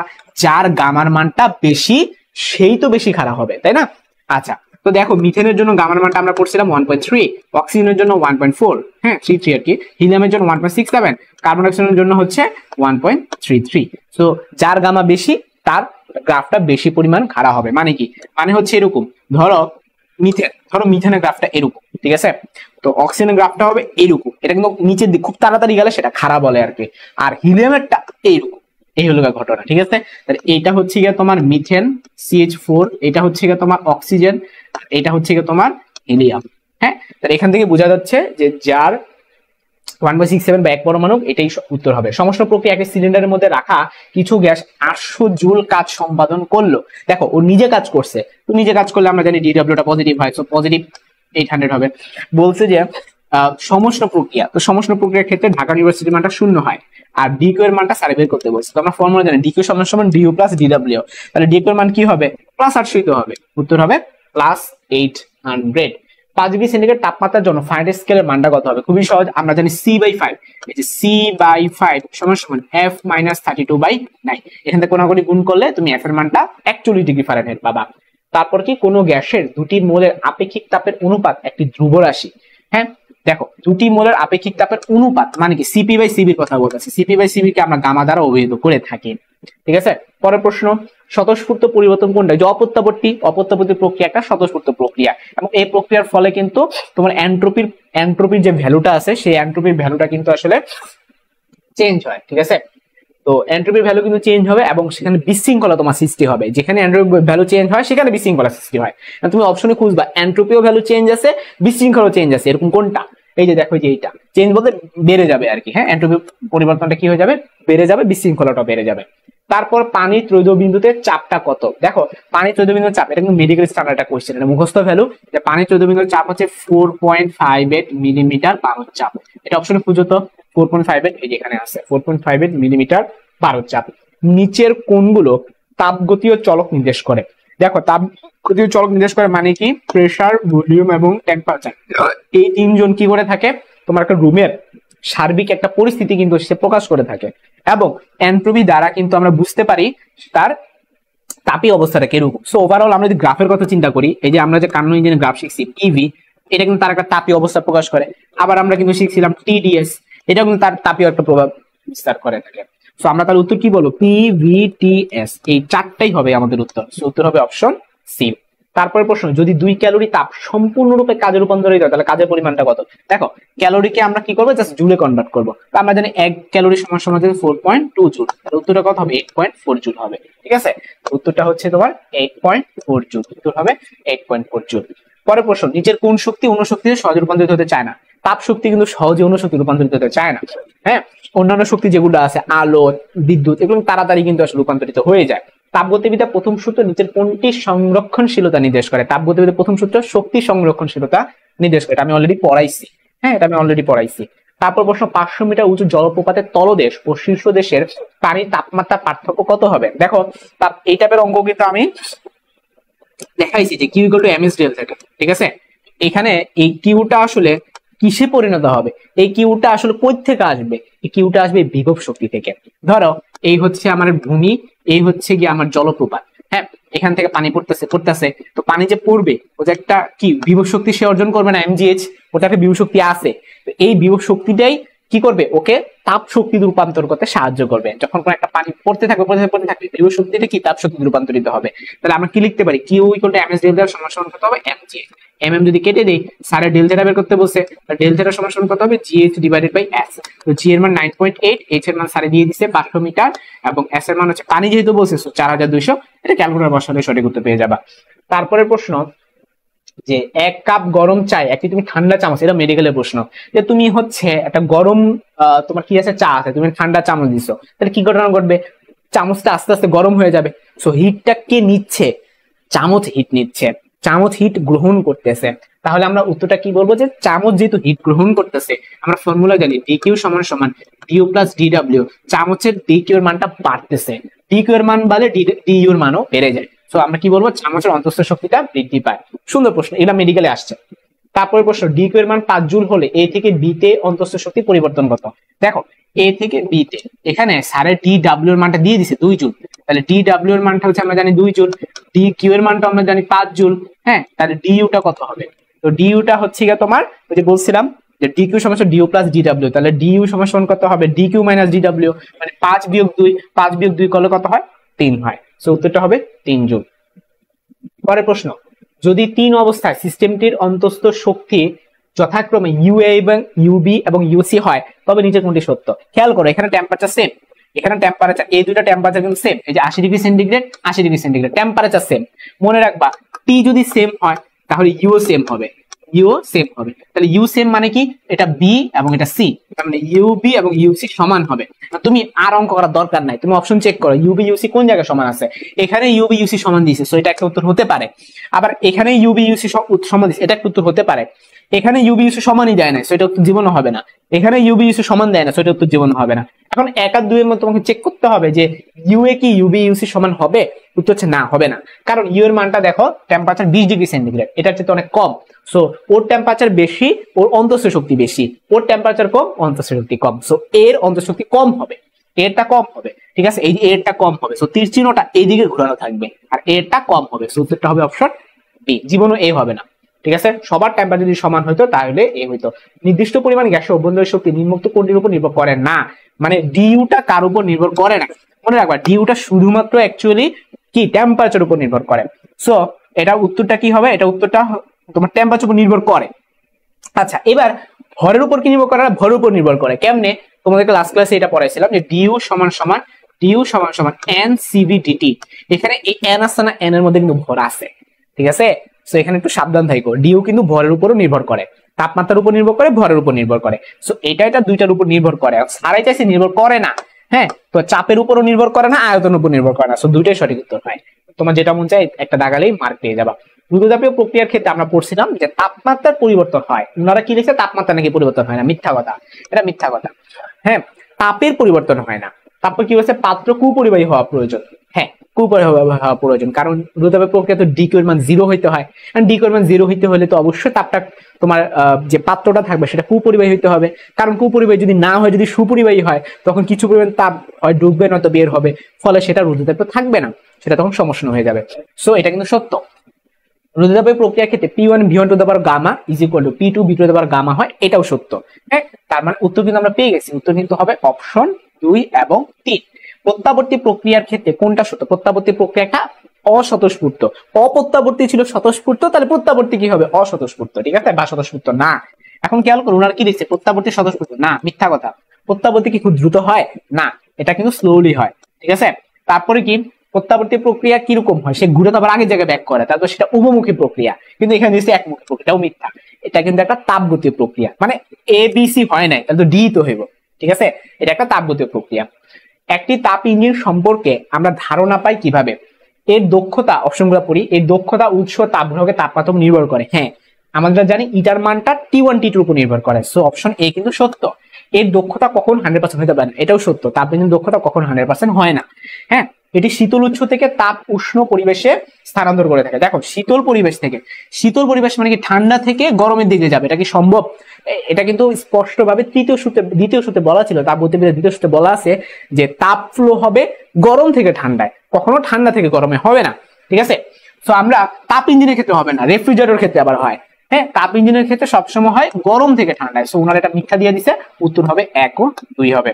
পরের প্রশ্ন, ফ্রিজার, একটি রেফ্রিজারেটর কার্যকারিতা সহ কে এত হলে, তোমাদের ক্লাস ক্লাসে শিখেছিলাম, এত বুঝাবুঝির কিছু নাই, যে কে সমান সমান, কে এর মান তো দিয়ে দিছি, কে এর মান কত? 2.5। তাহলে এভাবে লিখবা যে 2.5 সমান সমান সমান সমান, উপরে হবে কি ছোট মান, উপরে হবে ছোট মান, আর নিচে হবে বড় মাইনাস ছোট মান, বা এভাবেও শিখাইছিলাম। উপরে হবে গিয়ে আমরা যে পড়ছিলাম, এই যে যদি আমরা এখানে আঁকি, এটা ছিল Q2, তোমার ধর একটা আপেল বা কিছু একটা আছে, সেটা যে পরিমাণ তাপ বের হয়ে ফেলে, এটা হচ্ছে W, আর এটা ছিল Q1, এটা আমাদের আউটপুট ছিল, ঠিক আছে। তো আউটপুট হচ্ছে Q2, উপরে যেটা থাকে আউটপুট হচ্ছে Q2 বা অপসারিত তাপ, ঠিক আছে। আর ইনপুটটা হচ্ছে যে তুমি যে পরিমাণ কাজ করতেছো, ইঞ্জিনে যে পরিমাণ কাজ করতেছো, অর্থাৎ W, এটা হচ্ছে আমাদের ফর্মুলা। এখন স্যার কি চাইছে? প্রতি চক্রে সরবরাহিত কাজ কত, স্যারের W চাইতেছে। হ্যাঁ, এখন Q2 নিশ্চয় প্রশ্নে দেওয়া আছে, এই যে দেখো 500 জুল তাপ অপসারণ করে, এটাই তো Q2, তাহলে স্যারে হচ্ছে Q2 এর মানটা দিয়ে দিছে। তাহলে 2.5 সমান সমান, উপরে হবে 500, নিচে হবে W, তাহলে W সমান সমান 500 ভাগ 2.5, 500 ভাগ 2.5 মানে কত বলো দেখি? মানে হচ্ছে 200, ঠিক আছে। তো উত্তরটা হবে 200 জুল। আচ্ছা, তারপরে প্রশ্ন, নিচে মনে হয় প্রশ্ন ছিল, হ্যাঁ, কার্নোট চক্রের প্রথম ধাপে কি হয়? আমরা পড়ছিলাম কার্নোট চক্রে যে প্রথম ধাপটা থাকে, সে প্রথম ধাপটা কিন্তু সমষ্ণ কি হয়? প্রসারণ। হ্যাঁ, যদি তুমি গ্রাফের দিকে তাকাও, এখানে কি হয়? টেম্পারেচার ফিক্স থাকে, ঠিক আছে। তো তাপমাত্রা বৃদ্ধি পায়, মিথ্যা কথা। তাপমাত্রা স্থির থাকে, সত্য কথা। তারপরে প্রশ্ন, এন্ট্রপি কি? এন্ট্রপি হলো ড্যাশ। এন্ট্রপি কিন্তু আসলে বিশৃঙ্খলা, বা এন্ট্রপি বলতে বোঝায় যে তোমার তাপীয় মৃত্যু, ঠিক আছে। তাপীয় মৃত্যু এন্ট্রপির সংজ্ঞার মধ্যে বলা আছে, এটা একটা তাপীয় মৃত্যু। যদি বায়ুপূর্ণ একটা বেলুন হঠাৎ ফেটে যায়, সেটা কিন্তু একটা রুদ্ধতাপীয় প্রক্রিয়া। বেলুন ফেটে যাও বা টায়ার ফেটে যাও কিন্তু একটা রুদ্ধতাপীয় প্রক্রিয়া, সো এটা উত্তর কি হবে? রুদ্ধতাপীয় প্রক্রিয়া। রুদ্ধতাপীয় প্রক্রিয়ার ক্ষেত্রে কাজ সম্পন্ন হয় কিনা? হ্যাঁ, হয়তো অভ্যন্তরীণ শক্তি ও তাপমাত্রা কমে গেছে, তারপর কি এন্ট্রপি পরিবর্তন হয়েছে। রুদ্ধতাপীয় প্রক্রিয়ার ক্ষেত্রে ডিকিউর কোনো মানই থাকে না। রুদ্ধতাপীয় প্রক্রিয়ার ক্ষেত্রে এন্ট্রপি কোনো পরিবর্তনই হয় না, তার উনারা লিখছে এন্ট্রপি পরিবর্তন হয়েছে, এটা তো মিথ্যা কথা। সি যেখানে উত্তর নাই সেখানে, তার উত্তর কত হবে? 1 ও 2 হবে, ঠিক আছে। দেখো এখানে কি বলছে? রুদ্ধতাপীয় প্রক্রিয়া। আচ্ছা, এখন অভ্যন্তরীণ শক্তি ও তাপমাত্রাটা কি হয়ে যায়? কমে যায়। অভ্যন্তরীণ শক্তি ও তাপমাত্রা কমে যায়। আচ্ছা, আমরা একটুখানি ভাবি তো, অভ্যন্তরীণ শক্তি ও তাপমাত্রা কি কমে যায় কিনা? তো চলো আমরা একটু দেখি। ডিকিউ সমান সমান ডিইউ প্লাস ডিডব্লিউ, এটাই তো। আচ্ছা, তো যখন সেটা ফেটে যাচ্ছে, হ্যাঁ, একটি বায়ুপূর্ণ একটি বেলুন যখন ফেটে যায়, তখন ডিকিউ এর মানটা 0 হয়। তাহলে 0 সমান সমান ডিইউ প্লাস ডিডব্লিউ। সারে অভ্যন্তরীণ শক্তি নিয়ে বলতেছে, তাহলে ডিইউ সমান সমান কত হবে? মাইনাস ডিডব্লিউ হবে, ঠিক আছে। তার মানে ডিউ এর মানটা কিন্তু খেয়াল করে দেখো নেগেটিভ হয়ে যাচ্ছে। ডিউ এর মানটা কিরকম হচ্ছে? নেগেটিভ হচ্ছে। তাহলে আমরা কি বলবো? হ্যাঁ, অভ্যন্তরীণ শক্তিটা কমে যায়, সো বি নাম্বারটা কিন্তু সত্য হইতাছে, ঠিক আছে। আচ্ছা, এন্ট্রপির পরিমাপ করে সিস্টেমের কি? বিশৃঙ্খলা। এন্ট্রপি সংজ্ঞায়িত হলো বিশৃঙ্খলা। হ্যাঁ, আচ্ছা, কোন তাপমাত্রায় ফারেনহাইট সেলসিয়াস পার্টটা সমান হয়? এগুলো অঙ্ক করার কোনো দরকার নাই, এগুলো মুখস্থ মান। কি লেখা মুখস্থ মান? এত অঙ্ক করার সময় নাই। C/5 সমান সমান F-32/9। এখানে এই দুটাকে সমান ধরে কোনাকুনি গুণটুন করলে উত্তর আসবে -40 ডিগ্রি, ঠিক আছে। সো এগুলো অঙ্ক করবা না, এগুলো মুখস্থ। আচ্ছা, পরের প্রশ্ন, তিনটি সিস্টেম তাপীয় সাম্যাবস্থা থাকলে নিচের কোনটি একই হবে? তাপীয় সাম্যাবস্থা থাকলে মনে রাখবা ওই যে তাপগতিবিদ্যার প্রথম সূত্র আমি পড়াইছিলাম, শূন্যতম সূত্র কি ছিল? যে যদি তোমার সমান হয়, যদি তোমার এ এবং বি যদি তাপীয় সাম্যাবস্থা থাকে, বি এবং সি যদি তাপীয় সাম্যাবস্থা থাকে, তাহলে এ ও সিও থাকবে, যে কোনো দুইটার সাথে পরে দুইটা থাকলে তখন তাপীয় সাম্যাবস্থা হয়। তো পুরো জিনিসটা টেম্পারেচার নিয়ে ব্যাখ্যা দিচ্ছে, উত্তরটা হবে তাপমাত্রা দিয়ে, উত্তরটা হবে তাপমাত্রা দিয়ে। সমষ্ণ রেখার গ্রাফ কোনটা? সমষ্ণ রেখার গ্রাফ হচ্ছে স্লোলি সে নিচে নামতে থাকে, স্লোলি সে নিচে নামতে থাকে। হ্যাঁ, তো এই ছিল, এরই মাধ্যমে আমাদের কিন্তু বোর্ড এমসিকিউ শেষ।